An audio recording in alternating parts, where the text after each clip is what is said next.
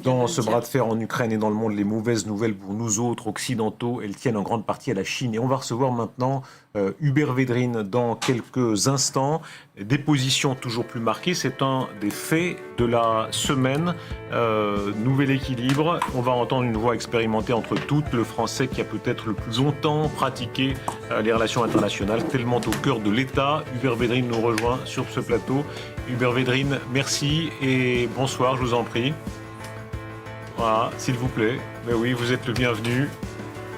Hubert Védrine, on va commencer par une photo de vous, pardon, c'est pas le genre de l'émission, personne n'est rajeuni par les photos qu'on présente ici, c'est 1981, c'est simplement pour rappeler à quel point vous avez la profondeur de champ, comme on peut dire, dans la gestion des relations internationales. Je crois qu'à l'époque, vous êtes conseiller diplomatique de l'Élysée. Voilà, ça vous fait rire, tant mieux. Vous avez été conseiller diplomatique dès 81, puis secrétaire général de l'Élysée, puis ministre des Affaires étrangères. Si on fait les comparaisons avec aujourd'hui, c'est toujours intéressant.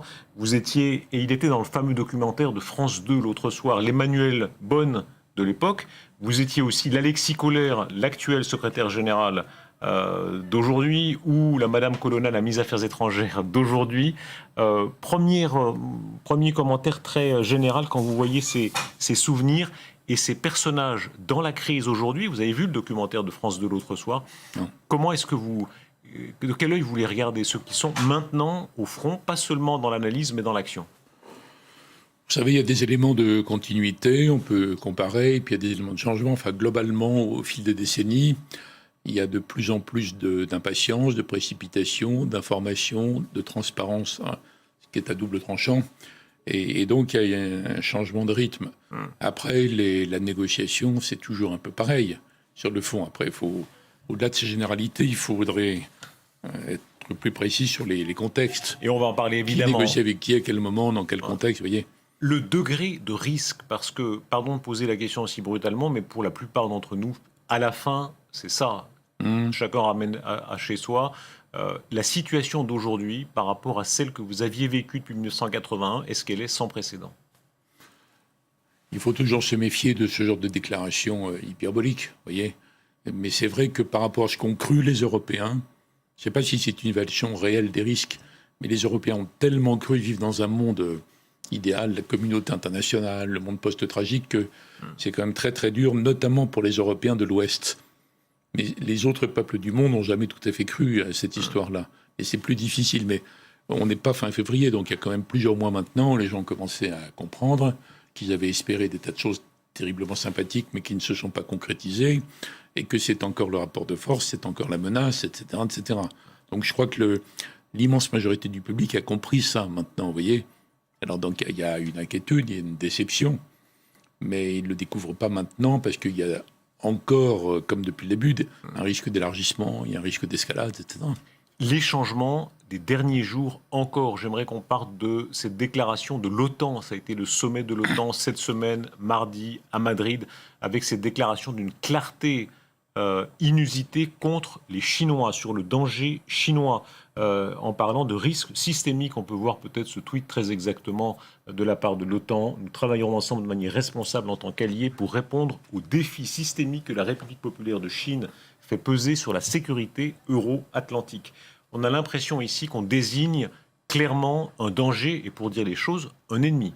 Oui, mais le premier effet de l'attaque de Poutine, fin février, qui est horrible sur le plan humain, notamment par rapport à l'Ukraine, mais qui est tragique historiquement pour la Russie, hein, c'est d'avoir ressuscité l'esprit de défense en Europe dans l'Alliance. Et donc l'OTAN, qui en plus va s'élargir. Ça, c'est le premier effet. En même temps, les Américains, depuis plusieurs années, déjà depuis que Obama avait dit il faut pivoter vers l'Asie parce que le défi numéro 1, c'est la Chine, puis Trump avait continué avec ses gros sabots, et puis Biden continue. Il garde quand même cette idée. Donc il essaie depuis des années de dire aux Européens, ce combat est le vôtre aussi. Ça fait des années que les Européens disent, oui, d'accord, il faut être plus vigilant par rapport à la Chine, mais on ne veut pas en faire un ennemi, on ne veut pas être pris dans cet engrenage. Et là, à la faveur de ce qui s'est passé, les Américains ont obtenu un communiqué du sommet de l'OTAN. Ça, pardon, c'est important ce que vous dites. En réalité, c'est la ligne américaine. Oui, bien sûr, oui. Ouais, il est connu depuis des années. Donc ils essayent depuis des années de dire aux Européens, écoutez, il faut prendre en compte là, le risque chinois. Ils disent, oui, d'accord, il faut être plus vigilant, mais pas au point de désigner comme un ennemi. Alors, il y a des des pays qui disent c'est pas tout à fait notre combat, puis il y a des pays comme la Pologne et les Baltes qui disent en plus c'est mauvais parce qu'il faut donner aucun prétexte aux Américains pour se désinvestir de l'Europe. Vous voyez, c'est deux courants de pensée. Mais là, les Américains ont dit écoutez, on a vraiment besoin que vous soyez derrière nous, vous nous demandez d'être forts, de revenir encore plus parce qu'il y a l'agression russe, eh bien, on vous demande en même temps de venir sur notre ligne et un peu notre rhétorique par rapport à la Chine. Est-ce qu'il y a là une forme même un peu doctrinale, comme les Américains savent le faire quand ils ont un but? Beaucoup de diplomates français ces dernières heures disent, hors caméra, on a été surpris nous-mêmes de voir à quel point en quelques heures les Américains ont dit voilà, maintenant il y a un momentum à choisir, il y a un danger chinois, il faut un peu pousser le bras de fer, c'est le moment. Moi, ça ne m'étonne pas parce que ça monte quand même depuis des années. Et j'ai participé pendant quelques mois en 2020 à la demande du président Macron à un groupe de travail sur l'avenir de l'OTAN où on était une dizaine. C'est la fin de Trump. Mais déjà à l'époque, la pression américaine, c'était pour monter, disons, la prise en compte par les Européens du risque chinois. Le risque, le défi, la menace, ça dépend après des réponses. Et là, il y avait une résistance européenne globale disant on va s'en occuper plus, on va surveiller, mais c'est pas le job de l'Alliance Atlantique Nord. Oui, il n'y a plus grand-chose de l'Atlantique Nord quand on est en Chine. Hein. Oui, ce que continue d'ailleurs à dire le président Macron à juste titre. Et les Américains n'ont pas trop poussé, mais ils attendaient une occasion propice. Donc ils ont engrangé, disons, à l'occasion de Madrid, des termes. Maintenant, il faut voir ce que ça veut dire concrètement. Est-ce que c'est, pardon, ce qui est en train de se passer, c'est pas ça, c'est le réveil de l'Alliance Atlantique concernant la menace russe. Ah. Mais si on reste un instant à la Chine, parce qu'on voit à quel point ça s'est développé là ces dernières heures, est-ce qu'il y a quelque chose de cette logique américaine de la prévention, sinon la guerre préventive, en tout cas l'action préventive? C'est pas une vision très européenne, vous le disiez, nous on est plutôt pour un équilibre. Eux, dans leur logique, non, quand ils ont l'air de penser qu'il vaut mieux affronter la Chine maintenant plutôt que dans 10 ans. Je n'ai pas parlé d'équilibre, mais encore une fois, ça vient de loin. Le président américain qui a pris le tournant en disant la Chine n'est plus le partenaire rêvé auquel on pensait pendant la mondialisation heureuse, l'américano-globalisation, tout le monde va s'enrichir et tous les conflits mondiaux vont être dépassés par l'économie. Bon, c'est Obama le premier qui a dit non, il faut pivoter vers l'Asie. À l'époque, en réduisant d'ailleurs la présence américaine en Europe, qui est toujours restée, mais quand même. Donc ça fait quand même... Et c'était provoqué, disons, par le changement de ton et d'attitude de Xi Jinping. Ça remonte à 2013, premier mandat, donc 10 ans. Vous voyez, donc ça fait déjà un certain temps. Simplement, on voit les étapes. Et là, l'étape nous frappe. Et vous frappe comme analyste, comme commentateur, parce que vous pensez sommet de l'OTAN, Russie. Et en fait, il y a tout le communiqué du sommet de l'OTAN est centré là-dessus, sur la menace russe. Et là, il faut tenir le mieux possible, le plus longtemps possible, sans que les Occidentaux se divisent. Ce qui est pour le moment plutôt bien fait. Mais les Américains en ont profité en disant vous avez besoin de nous, vous venez nous rechercher, on est là. Mais donc ils réaffirment le leadership américain sur le sujet qui reste le sujet numéro 1 pour eux. La Russie, aussi bizarre qu'elle puisse paraître, et même choquant peut-être, n'est pas devenue le sujet numéro 1 à la place du défi chinois. Donc ils sont dans leur logique. Je ne pense pas que des professionnels puissent s'en étonner. Quand on vous entend, il y a quand même l'idée que les Américains, et tout le monde profite des situations, mais profitent en quelque sorte de la situation, se disent il y a une chance à saisir pour nous. Oui, mais ils n'ont pas provoqué la crise. Non, mais ça, tout le monde l'a compris. Le président Biden croyait avoir... C'est pas eux qui ont attaqué l'Ukraine, on l'a bien compris. Mais est-ce qu'il y a l'idée qu'il y a une chance à saisir pour eux? Non, mais c'est toujours comme ça. Dans n'importe quelle situation internationale, que les puissances soient minuscules ou immenses ou dominantes, se disent quel est mon intérêt là-dedans? Oui, le Luxembourg a moins d'intérêt, disons, à saisir dans l'immédiat. Je vous parle vraiment de la puissance. Les Européens, dont le Luxembourg fait partie, au sein du Conseil européen, ils se disent qu'est-ce qu'il y a de bon là-dedans pour nous? Et dans tout drame, il y a quelque chose d'utile qu'on peut capitaliser. Bon, c'est le b.a.-ba de la diplomatie. Donc, vous n'allez pas vous étonner que la puissance encore dominante, les États-Unis, qui veulent absolument pas que la Chine devienne la puissance dominante contre eux, disent eh bien, on saisit l'occasion, c'était pas notre but. Mais vous avez mentionné le mot, l'occasion. Est-ce qu'il y a cette idée-là chez les Américains qu'il y a une occasion à prendre? Oui, mais encore une fois, c'est presque une évidence. N'importe quelle puissance instrumentalise la situation. Regardez comment Poutine, tout est de sa faute, hein. Même si on fait une analyse historique en essayant de comprendre les occasions manquées, etc. Là, tout est de sa faute. Donc là, le blocage de la sortie du blé de l'Ukraine et de la Russie met en danger quand même, menace de famine, une vingtaine de pays, dont des pays d'Afrique. Et on voit qu'on a vu réapparaître le non-alignement. Les 40 pays représentant les 2 tiers de l'humanité qui n'ont pas voulu condamner, etc. Donc Poutine, là, il voit une sorte d'opportunité au sens le plus cynique, au sens moderne du terme, en disant il faut que j'excite tous ces pays contre les Européens en prétendant que c'est la fourniture d'armes à l'Ukraine qui bloque tout. Vous voyez, donc chaque puissance essaie de profiter. La Turquie essaie de profiter de la situation. Elle n'a pas créé la situation. Mais toutes les puissances font ça tout le temps. Si on regarde l'histoire à Après, plus long terme, qui va être le plus fort? on remontait aux années 2010. Si on remonte encore 1989, vous avez vécu, vous parliez tout à l'heure de cet espoir que tant d'Européens avaient, que c'était la démocratisation du monde serait en marche. On se rappelle cette image, qui est une des images les plus inouïes que nos générations ont pu vivre, l'homme seul devant le char. C'est à Pékin, oui, Pékin. Est-ce que à ce moment-là, il y a déjà quelque chose qui naissait en Chine, à savoir que eux allaient choisir une autre voie qui n'est pas du tout celle du grand rêve européen? D'abord, c'était un rêve américain, pour commencer. Il y a l'idée que, en aidant la Chine à se développer, en répondant à Deng Xiaoping et ses deux successeurs, ça serait bon pour tout le monde. Ils vont se développer, s'enrichir et donc, croyait-on à l'époque, se démocratiser. D'où l'idée de faire entrer la Chine dans l'OMC, qui était traitée avec énormément de désinvolture mentale par les Occidentaux, comme la Russie, mais avec des conséquences tout à fait différentes. Donc il y avait cette idée qui s'est poursuivie au fil des années. On l'a cru, aussi pour la Russie. On se disait qu'une classe moyenne émergente, petit à petit, tout ça allait se démocratiser naturellement. Oui, et non, c'est le mélange entre modernisation et démocratisation qui peut être discuté. En tout cas, les Occidentaux, après la fin de l'URSS, c'est une phase triomphaliste, pas de complaisance, mais plutôt triomphaliste, qui, à mon avis, a conduit à des erreurs assez différentes, mais qu'il faut évaluer pour penser la suite, comme font les militaires, vous savez, les retours d'expérience par rapport à ça. Et dans le cas de la Chine, il y a eu cette croyance, mais à l'époque, le président Bush, le père, il a arbitré. Deng Xiaoping, d'ailleurs, avait hésité longtemps, avant d'employer la force pour juguler la contestation montante. Et le président Bush a tout fait pour sauver quand même la relation stratégique avec la Chine. Est-ce que vous craignez aujourd'hui finalement. Mais donc on était encore dans la ligne Deng après, avec les deux successeurs, Jiang Zemin et Hu Jintao. Ça a changé avec Xi Jinping. Donc la situation que vous analysez maintenant, du point de vue, elle découle du ton différent de Xi Jinping, donc depuis une dizaine d'années, qui est de plus en plus dur, de plus en plus insolent, on va dire. Quand il dit on va se développer, vous ne pourrez pas nous empêcher, on peut comprendre. Quand il dit votre système ne marche plus, le nôtre est meilleur, on entre dans autre chose. Donc ça reste pour l'énorme machine décisionnelle américaine le défi numéro 1. Et au passage, ils se demandent comment utiliser l'affaire ukrainienne, le drame ukrainien, l'attaque de Poutine, les demandes des Européens pour en plus envoyer un message à la Chine. Hubert Védrine, cette attitude chinoise, on en a l'exemple ces dernières heures. Ce sont les célébrations à Hong Kong. La Chine célèbre les 25 ans du retour dans leur empire de Hong Kong. Bien sûr, c'est acquis, mais il y a la manière dont les Chinois en parlent, en particulier Xi Jinping, en disant « Regardez, ça a été une très grande réussite ». Est-ce que c'est de leur part un signal pour la suite, notamment Taïwan, et plus généralement dans leur attitude face à nous? Il n'y a rien de neuf dans tout ça. Ils l'ont déjà dit.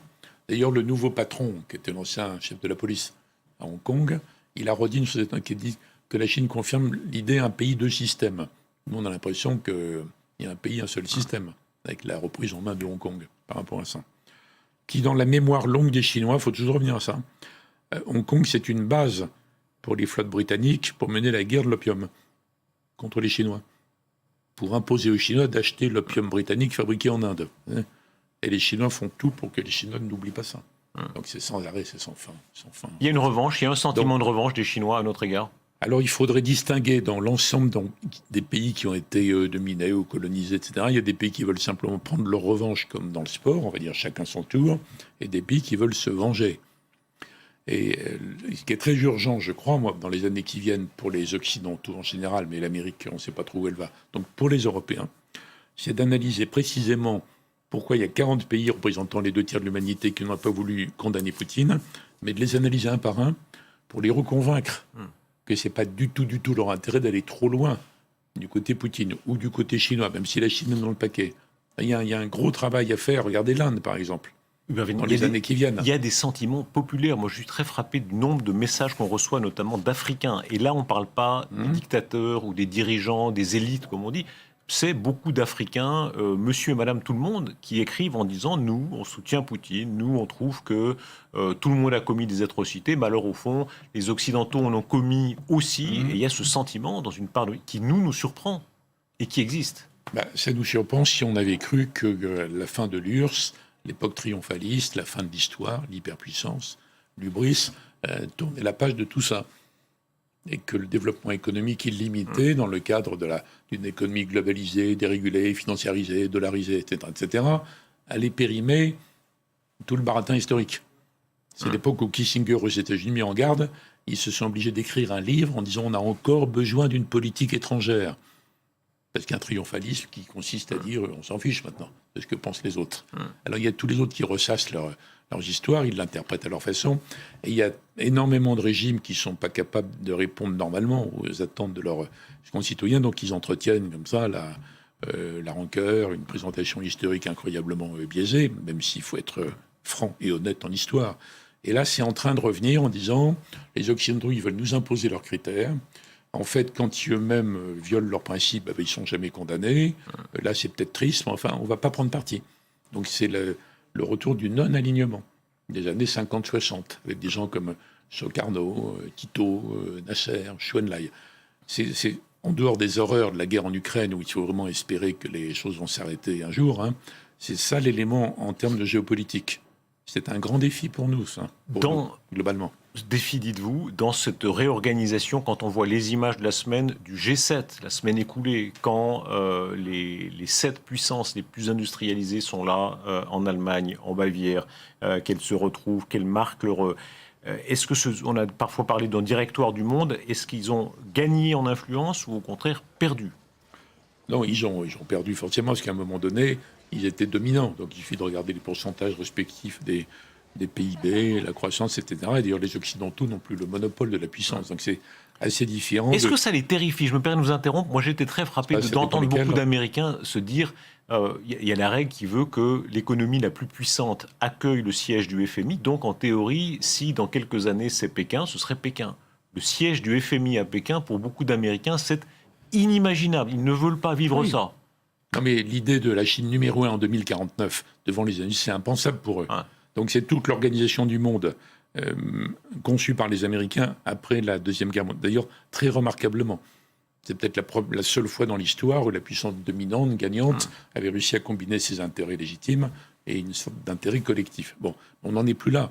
Quand Valéry Giscard d'Estaing a eu l'idée très juste d'un sommet qui était un G5 au début, 6-7, c'était pour coordonner les réponses monétaires à des situations genre la crise provoquée par la montée des prix du pétrole, des choses comme ça. Ils étaient encore très dominants quand même. Et au fil du temps, ils n'ont jamais cessé de diminuer relativement. Mais les Occidentaux restent globalement encore les plus riches et les plus puissants. Est-ce que cependant, je sais que vous n'aimez pas, jouer à Madame Soleil, c'est pas votre genre, mais en gros... Non, c'est pour vous dire que c'est un phénomène, disons, de longue durée. De durée, bien sûr. Mais ça se voit de plus en plus. Est-ce qu'il y a un déclin de l'Occident, selon vous? Oui, statistiquement, oui, relatif. C'est pas un déclin moral, c'est pas une décadence, c'est autre chose. Il y a un déclin relatif. Si vous prenez la part de l'économie mondiale qui est contrôlée par les États-Unis et les pays de l'actuel G7 il y a 20 ans, 30 ans, 40 ans, 50 ans, il n'y avait pas de G7 il y a 50 ans, mais vous voyez ce que je veux dire, cette part diminue. Tout le monde sait qu'il y a eu des émergents entre-temps. Les fameux pays en voie de développement qui ne se développaient pas, qui tournaient en rond, ils se sont développés. Donc ça change les chiffres. C'est pas contestable, ça. Mais ça n'a pas de conséquences automatiques en termes de puissance, ni en termes de géopolitique. Donc le fameux paquet là, des 40, je reste quand même à mon pays air. Qui représentent les 2 tiers de l'humanité, par exemple, il y a l'Inde et la Chine. Ils ne sont pas d'accord entre eux. Donc il ne faut pas tirer des propos que nous échangeons rapidement, l'idée qu'une sorte de puissance énorme qui se développe et qui va nous écrabouiller. Et cependant, pardon, je sais que vous détestez le café du commerce, mais au café du commerce, on dit, voilà, dans 100 ans, les Chinois nous auront mangé. C'est cette idée qui a sa part évidemment de fantasme. Est-ce qu'elle a sa part de vérité, oui ou non, selon vous? En termes démographiques, en termes... oui, il y a 1,3 milliard de gens qui travaillent jour et nuit, donc il y a un impact. Mais les Chinois n'ont pas l'air aussi sûrs de ça, en fait. Parce que s'ils étaient totalement sûrs de ça, ils ne prendraient pas tellement de précautions. Le Parti communiste chinois ne serait pas sans arrêt en train de surveiller les moindres signes de moindre soutien, de nuances, pour ne pas dire de dissidence. Ils ne verrouilleraient pas Hong Kong à ce point, ce qui est absurde d'ailleurs d'un point de vue économique chinois. Donc ils prennent tellement de précautions exagérées, ils durcissent tellement qu'ils n'ont pas l'air d'être totalement sûrs. On peut être impérial précautionneux. Non, mais il y a l'obsession de l'histoire chinoise, les périodes de division, les royaumes combattants, le manque d'unité qui a permis la colonisation des autres au 19e. Donc il ne faut pas qu'on adopte en Occident, pour des raisons de trouille comme ça, un point de vue qui n'est pas forcément partagé par tous les Chinois, et pas du tout par les pays asiatiques autour. Vous voyez, ils ne veulent pas s'aligner derrière les États-Unis, mais ils ne veulent pas être mangés par là.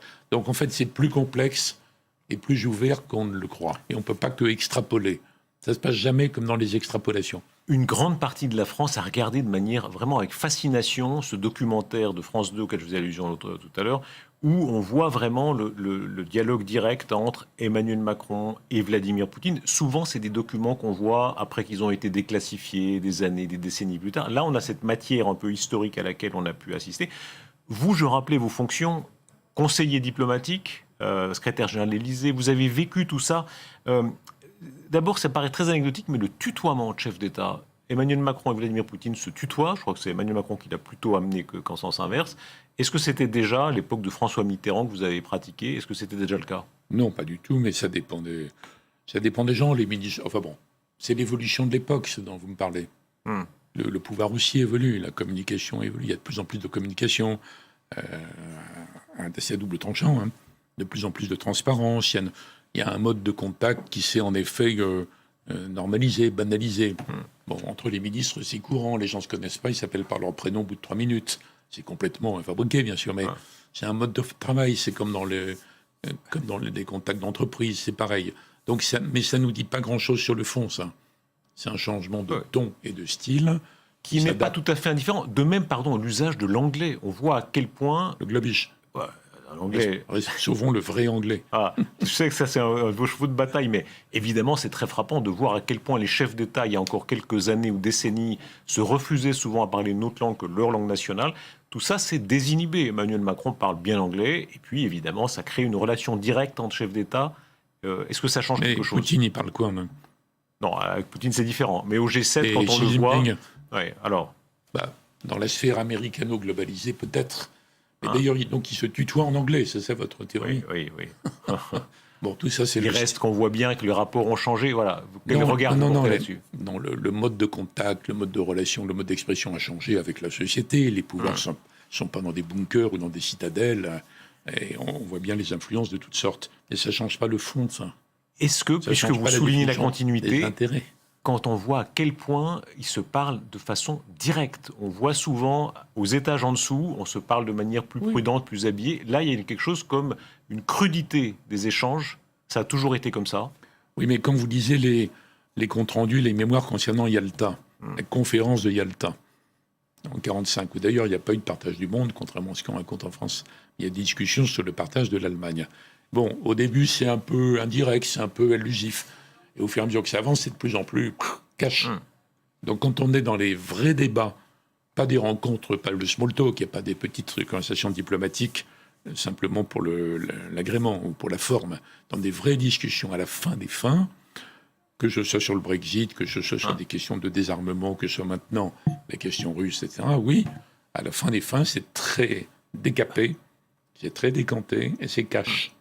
Et ça, c'est pas nouveau. Je me rappelle, pardon... J'ai parlé de Yalta, 45. Oui. Alors, vous remontez loin, mais moi, je me rappelle Thatcher, par exemple, qui, avec une brutalité complète, pendant les discussions avec Bush et autres, parlait de ses sentiments, après la chute du mur de Berlin, anti-allemand.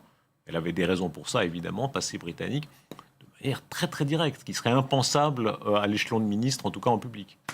Non, mais c'est les numéros 1 qui peuvent parler comme ça. Les autres, ils doivent préparer la discussion, préparer une solution, ou au contraire, préparer une non-solution. C'est pas leur travail de trancher, de provoquer. Mais dans la responsabilité du numéro 1, quel qu'il soit, quel que soit le régime, à un moment donné, il doit dire la vérité de fond. En disant, voilà, je peux accepter ça, mais pas ça. La manière de travailler d'Emmanuel Macron... C'est pas très nouveau, en fait. Hein. Oui, mais arrêtez de dire que rien n'est nouveau. Évidemment, ni le novice soupçonné, mais ça fait 10 000 ans. Oui, mais ça, on peut dire ça pour tout. Mais bien sûr. Et je n'ai pas encore parlé de la guerre du Péloponnèse. Donc allez, vous allez parler de la guerre du Péloponnèse dans un instant. Thucydide, est-ce qu'il avait raison quand il disait que la fameuse courbe de Thucydide, quand, effectivement, une puissance qui voit une autre émerger, elle a envie d'y aller jusqu'à la guerre. Ça peut se défendre parce qu'il a énuméré une série de cas historiques, et dans la grande majorité, oui, ça a tourné à une guerre. Bon, depuis qu'on est dans le monde de la dissuasion nucléaire, non. Mais on a la question d'école qui a amené d'ailleurs un grand professeur américain à écrire Le piège de Thucydide. C'est la question États-Unis, Chine dont on a parlé. Les États-Unis veulent rester numéro 1, ils trouvent ça monstrueux, choquant, dangereux qu'un autre devienne numéro 1, et la Chine dit non. On ne sait pas encore. Monsieur le ministre, vous avez dit... On n'a pas la réponse à votre question. Le nucléaire a changé la donne. Est-ce que c'est en train d'évoluer? Quand on voit aujourd'hui que la Russie mène une guerre conventionnelle à très haut niveau, on parle de territoires immenses au cœur de l'Europe, etc., et utilise sans arrêt le nucléaire de façon complètement décomplexée, en parole en tout cas. Non, en parole. En parole, bien sûr. Est-ce que là, vous avez senti une évolution par rapport à ce que vous avez connu? Est-ce que c'est un changement? Si on simplifie énormément les débats, la dissuasion nucléaire a conduit au fait qu'il n'y a pas eu de guerre entre des puissances nucléaires. Et il n'y a pas eu d'emploi du nucléaire comme arme de bataille. C'est resté une arme de dissuasion. Donc empêchant la bataille, empêchant la guerre, et donc garantissant la paix. Ce que souvent les églises ne comprennent pas d'ailleurs. Mais là, il n'y a pas encore, Dieu merci, de démenti à ça. Est-ce qu'il y a une part d'inconnu si demain la Russie tire, pas sur Paris ou sur Berlin, comme on le dit de manière un peu fantasmée, mais si elle tire sur un point de la Lituanie, par exemple, un dépôt d'armes, une livraison d'armes venant de l'Occident, théoriquement, on sait bien qu'il y a un engrenage qui devrait mener l'OTAN à se battre, etc. Beaucoup de spécialistes vous avouent qu'ils ne savent pas très bien ce qui se passerait dans ce cas-là. Écoutez, la guerre a commencé le 25 février, on est en juillet. Ça a été évoqué 36 fois dans toutes sortes de débats, ça n'a pas eu lieu. Mais c'est vrai qu'on ne peut pas démontrer qu'il n'y aura pas d'escalade supplémentaire. Il y a d'ailleurs une escalade déjà dégueulasse quand on voit des tirs sur des centres commerciaux, des hôpitaux, des choses comme ça. Mais à Odessa hier, contre une maison. Il n'y a pas d'escalade à grande échelle. On craint l'élargissement. Il n'a pas eu lieu non plus. Donc on peut se poser la question, comme vous le faites, en disant, mais si les Russes tapent sur un pays membre de l'OTAN, à la marge, borderline, pour voir ce que ça fait, ça ne s'est pas produit pour le moment. Donc je ne peux pas dire plus. Je constate que ça ne s'est pas produit. Quand vous étiez à l'Élysée, c'est quand même une des particularités. Il y a très peu d'hommes et de femmes sur Terre qui ont ce pouvoir du feu nucléaire. C'est le cas du président de la République en France. Qu'est-ce que vous aviez observé? Est-ce que c'est une chose qui est constante à l'esprit ou est-ce que c'est très lointain? Je pense que pour tous les présidents, c'est permanent dans leur esprit. Mais il se trouve que moi, j'ai eu l'occasion d'écouter, j'étais pas ministre à l'époque, mais enfin, j'étais conseiller pas loin, d'être dans le seul G7 dans lequel, à ma connaissance, il y a eu un débat sur la dissuasion nucléaire. C'est en 87. On est en cohabitation, donc Mitterrand, Chirac. Et il y a une discussion à Venise, extraordinaire, parce que les numéros 1 discutent pas tellement de théorie de la dissuasion. Et il y a une discussion sur si... c'est l'URSS à l'époque, c'est encore l'URSS. Si l'URSS arrive jusqu'en Allemagne, est-ce que la dissuasion française doit devenir une arme de bataille? Est-ce que la France va répliquer avec ses armes nucléaires? Et Mitterrand dit non. Alors Thatcher est sidéré, les Américains ne comprennent pas, et Mitterrand leur dit, mais si les Russes sont arrivés jusqu'en Allemagne, c'est que la dissuasion n'a pas marché. C'est trop tard, on ne va pas envoyer 2-3 trucs nucléaires pour disparaître en contrepartie.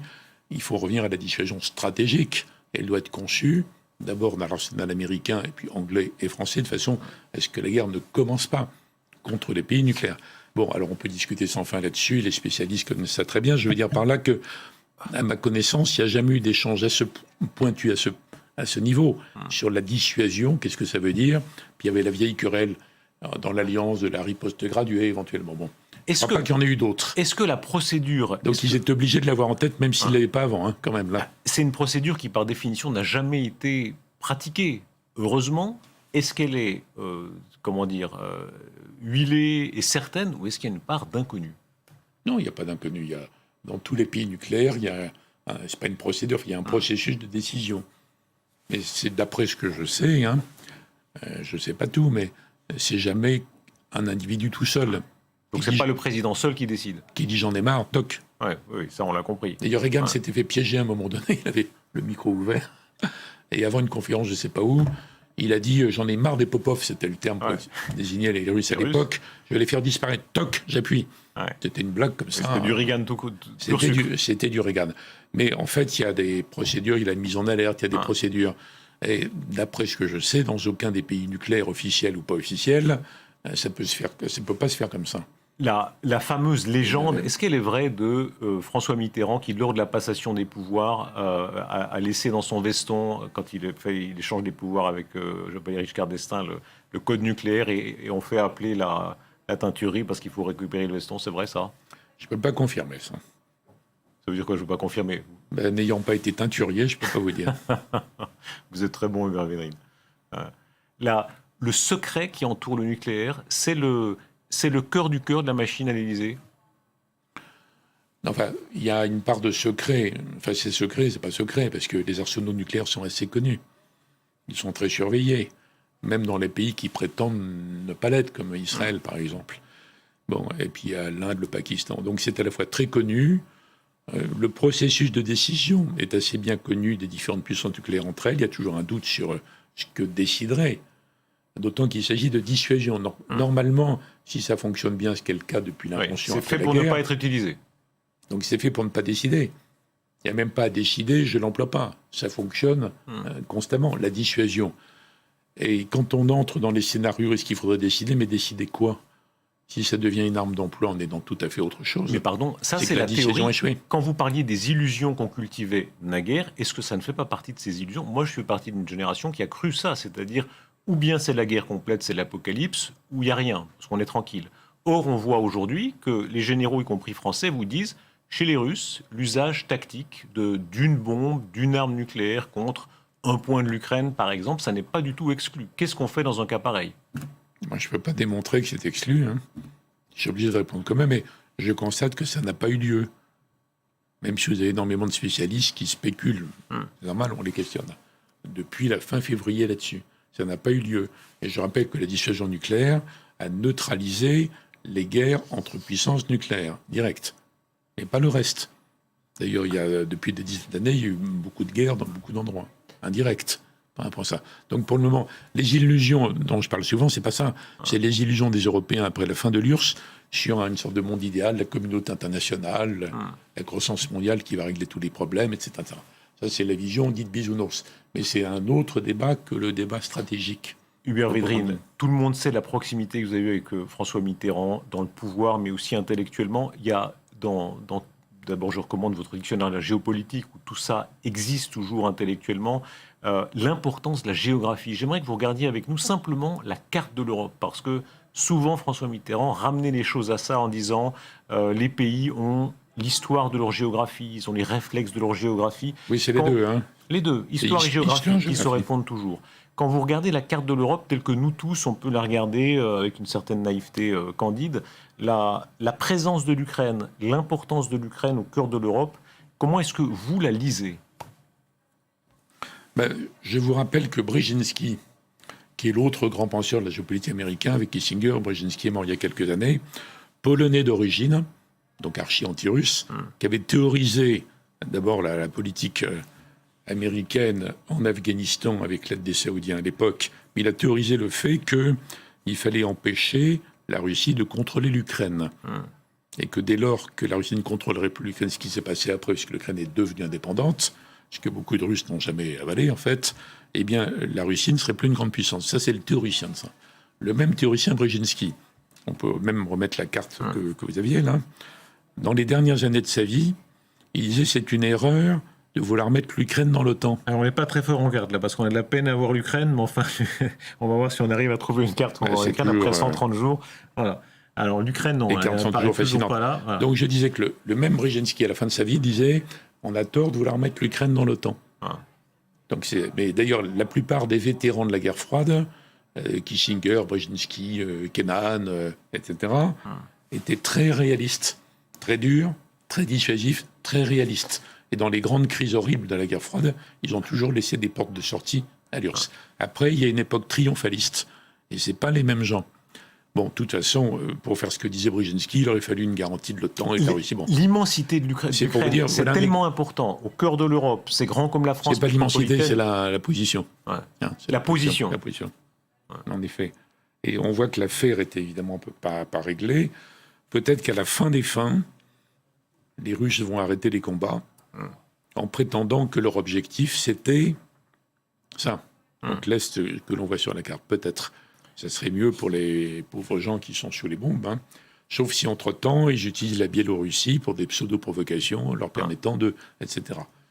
Bon, c'est ça la question maintenant, plutôt que la question historique. Il y a évidemment deux écoles aujourd'hui. Ceux qui pensent que les Russes, au fond, ont une forme de réalisme qui leur commande de, entre guillemets, s'arrêter là et essayer de maîtriser ces territoires-là. Et ceux qui pensent que les Russes, d'une manière ou d'une autre, veulent pousser un avantage plus loin, un désordre mondial plus loin. Qu'est-ce que vous pensez ? Alors Poutine s'est trompé sur énormément de choses, hein. Il s'est trompé sur l'état de l'Ukraine. Il n'a pas compris qu'il y avait une Ukraine nouvelle. C'était plus l'Ukraine toujours divisée historiquement. Et une nouvelle Ukraine. Ou alors il a trop bien compris que c'était une Ukraine démocratique qui était un défi de contagion inacceptable. Bon, il s'est trompé sur la réaction des Européens, sur la réaction des Américains, sur l'OTAN, etc. Donc pour le moment, il a tout faux. Mais en même temps, il a les 40 pays là, qui ne veulent pas choisir, qui ne veulent pas du côté occidental. Et lui, il va essayer de les mettre de son côté. Il faut espérer que les choses finissent par s'arrêter, mais même dans ce cas, moi, je ne vois pas ce qui pourrait être négocié. Parce que je sais qu'on parle beaucoup de négociation, on espère beaucoup la négociation, et je trouve assez juste que les responsables, il y a un moment ou un autre, il faudra aller sur le terrain politique. Mais je ne vois pas comment un dirigeant ukrainien, alors Zelensky est spécialement courageux et combatif, mais même un autre, pourrait accepter ça. Mais il peut y avoir une sorte d'arrêt suivi de rien, une sorte de conflit gelé, enquisté, et nous serons obligés de vivre avec cette séparation qui nous a été obligée, qui est complètement absurde historiquement entre le monde russe et le monde occidental.